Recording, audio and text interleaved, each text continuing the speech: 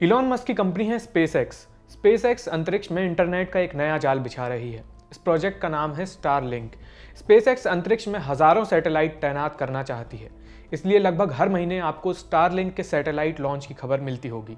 25 जनवरी 2021 को स्पेसएक्स ने एक साथ 143 सैटेलाइट लॉन्च की। यह अब तक एक साथ सैटेलाइट लॉन्च का सबसे बड़ा नंबर है। इससे पहले ये रिकॉर्ड भारतीय स्पेस एजेंसी इसरो के नाम था। 2017 में इसरो ने इकट्ठी 104 सैटेलाइट लॉन्च की थी। 143 सैटेलाइट लॉन्च करके स्पेसएक्स ने इसरो का ये रिकॉर्ड तोड़ दिया है।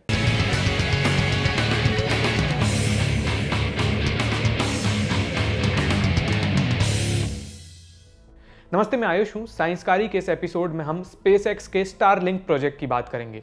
स्टारलिंक के लिए ही ये सैटेलाइट्स लॉन्च की जा रही हैं। स्पेसएक्स का दावा है कि ये सैटेलाइट लॉन्च करके वो ग्लोबल हाई स्पीड इंटरनेट देंगे। इलॉन मस्क दुनिया के हर कोने तक इंटरनेट पहुंचाने की बात कर रहे हैं। अब तक इंटरनेट कैसे चल रहा था? साइंसकारी के पुराने एपिसोड में हमने इंटरनेट को विस्तार से समझाया था। उसका लिंक आपको डिस्क्रिप्शन में मिल जाएगा। यहाँ हम थोड़ी ब्रीफ में बात करेंगे। जब भी हम इंटरनेट चलाते हैं तो डेटा का लेन देन होता है।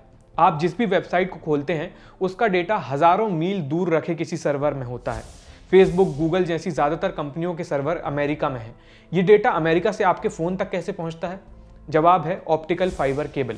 ज़्यादातर लोग जो इंटरनेट इस्तेमाल करते हैं वो ऑप्टिकल फाइबर केबल के दम पर चल रहा है।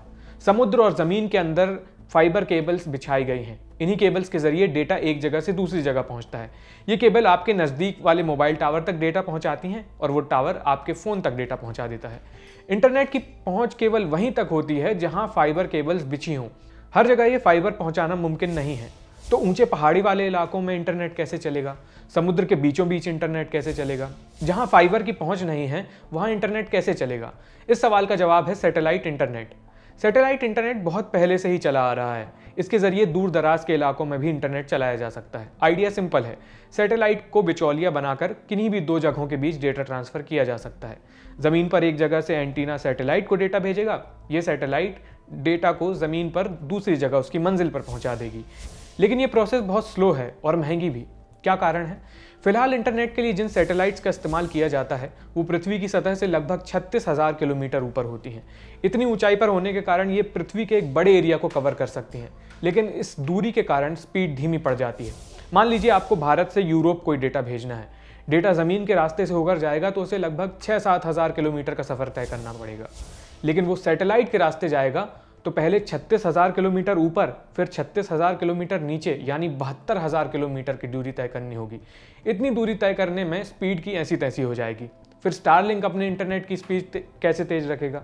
स्टारलिंक अपनी सैटेलाइट्स को कम ऊंचाई पर रखेगा। ये सैटेलाइट्स पृथ्वी की सतह से लगभग 550 किलोमीटर ऊपर होंगी।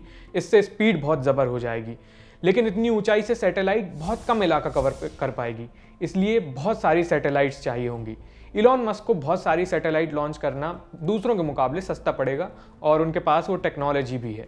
स्पेसएक्स प्राइवेट स्पेस कंपनियों में सबसे आगे है। वो दूसरों की सैटेलाइट्स लॉन्च करते हैं तो अपनी तो कर ही सकते हैं। स्पेसएक्स के पास फैल्कन 9 रॉकेट है। ये बहुत पावरफुल रीयूजेबल रॉकेट है। सैटेलाइट को अंतरिक्ष में छोड़ने के बाद ये ज़मीन पर वापस लैंड कर जाता है। दूसरे रॉकेट्स ऐसा नहीं कर पाते हैं और वो वेस्ट हो जाते हैं। और फैल्कन 9 को दोबारा इस्तेमाल किया जा सकता है। इससे लॉन्च में कम खर्च आता है। स्टारलिंक के लिए स्पेसएक्स को पहले ही 12,000 सैटेलाइट्स के लिए परमिशन मिल गई थी। वो कुल 42,000 सैटेलाइट्स लॉन्च करना चाहते हैं।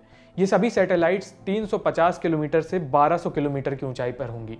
स्टारलिंक की सैटेलाइट्स आपस में लेज़र के जरिए डेटा ट्रांसफर करती हैं, यानी लाइट की स्पीड से। हम जानते हैं कि दुनिया में लाइट से ज़्यादा तेज़ कुछ नहीं है। फाइबर केबल्स में भी लाइट सिग्नल ही ट्रांसफर होते हैं, लेकिन फाइबर में हवा और ग्लास के कारण ये स्पीड कुछ कम हो जाती है। अंतरिक्ष में, वैक्यूम में जहाँ ये सैटेलाइट्स होंगी वहाँ लाइट की स्पीड ज़्यादा होगी। स्टारलिंक के इंटरनेट से कनेक्ट करने के लिए आपको एक पिज़्ज़ा बॉक्स जितना डब्बा खरीदना होगा, जैसा आपका राउटर होता है। आप अपना डिवाइस इस डब्बे से कनेक्ट कर सकते हैं। इस डब्बे में ट्रांस रिसीवर लगे होंगे। ये सैटेलाइट को सिग्नल भेजेगा और रिसीव करेगा। स्टारलिंक की सारी सैटेलाइट्स बहुत तेज़ स्पीड से पृथ्वी की परिक्रमा करेंगी। आपका बॉक्स अपनी ऊपर वाली सैटेलाइट को डेटा भेजेगा। फिर सैटेलाइट्स एक दूसरे को लेज़र के जरिए डेटा ट्रांसफ़र करेंगी। आपका डेटा सबसे छोटे रास्ते से होते हुए अपनी मंजिल की ऊपर वाली सैटेलाइट तक पहुंच जाएगा। वो सैटेलाइट उसे नीचे अपने डेस्टिनेशन पर भेज देगी। अब इंटरनेट वाली डिक्शनरी में एक शब्द होता है, लेटेंसी। किसी जगह पर डेटा पहुंचने और लौट कर आने में कितना वक्त लगेगा, ये होती है लेटेंसी। नेटवर्क की लेटेंसी जितनी कम हो उतना बढ़िया माना जाता है, क्योंकि कम समय लगता है उसमें। पुराने वाले सैटेलाइट इंटरनेट की लेटेंसी 600 मिलीसेकंड हुआ करती थी। स्टारलिंक का दावा है कि उनकी लेटेंसी 50 मिलीसेकंड के आसपास होगी, यानी 10 गुना से भी ज़्यादा बेहतर ये लेटेंसी कर देंगे। स्टारलिंक का मेन फोकस यही दिखाने में है कि हमारा इंटरनेट बहुत कम लेटेंसी वाला है। कम लेटेंसी होने से ऑनलाइन गेमिंग और वर्चुअल रियलिटी जैसी टेक्नोलॉजी स्मूथ काम करती हैं। इस स्पेस इंटरनेट से दुनिया के हर कोने को कवर किया जा सकता है, लगभग हर कोने को। लेकिन ऐसे प्रोजेक्ट्स को लेकर चिंताएं भी हैं। अब तक अंतरिक्ष में कुल सैटेलाइट्स लगभग 5000 के आसपास हैं। ऐसे में स्पेसएक्स सिर्फ इंटरनेट के लिए 42,000 सैटेलाइट्स रखना चाहती है। और स्पेसएक्स अकेली नहीं है, अमेजॉन और वनवेब जैसी कंपनियां भी स्पेस इंटरनेट को लेकर बिजनेस प्लान तैयार कर रही हैं। सबसे बड़ी दिक्कत है स्पेस पॉल्यूशन की। ये सैटेलाइट हमेशा काम नहीं करेंगी, इनकी भी एक एक्सपायरी डेट है। तो डर ये है कि इतनी सारी सैटेलाइट्स अंतरिक्ष में खूब सारा मलबा पैदा करेंगी और इनके आपस में टकराने का खतरा भी है। इससे दूसरी सैटेलाइट्स भी खतरे में आ सकती हैं, जो ज़रूरी हैं। स्पेसएक्स का दावा है कि जब कोई सैटेलाइट काम करना बंद कर देगी तो उसे डी ऑर्बिट कर दिया जाएगा, यानी वापस पृथ्वी की सतह पर लाया जाएगा। जब ये सैटेलाइट वायुमंडल में दाखिल होंगी तो इनका लगभग 95% हिस्सा भस्म हो जाएगा। इससे मलबे का खतरा नहीं होगा, ऐसा उनका दावा है। दूसरी शिकायत एस्ट्रोनॉमर्स यानी खगोल वैज्ञानिकों को है। ये सैटेलाइट इतनी कम ऊंचाई पर हैं कि इन्हें देखा जा सकता है अपनी आंखों से भी। ऐसे में इनकी रोशनी अंतरिक्ष में बाकी चीज़ों को देखने में, बाकी चीज़ों को ऑब्जर्व करने में रुकावट पैदा करेगी और स्पेस से ऑब्जर्वेशन लेने में दिक्कत आएगी। नवंबर 2019 में स्पेसएक्स ने 60 सैटेलाइट का पहला बैच लॉन्च किया था। उसके बाद से लगभग हर महीने स्टारलिंक की सैटेलाइट लॉन्च देखी गई।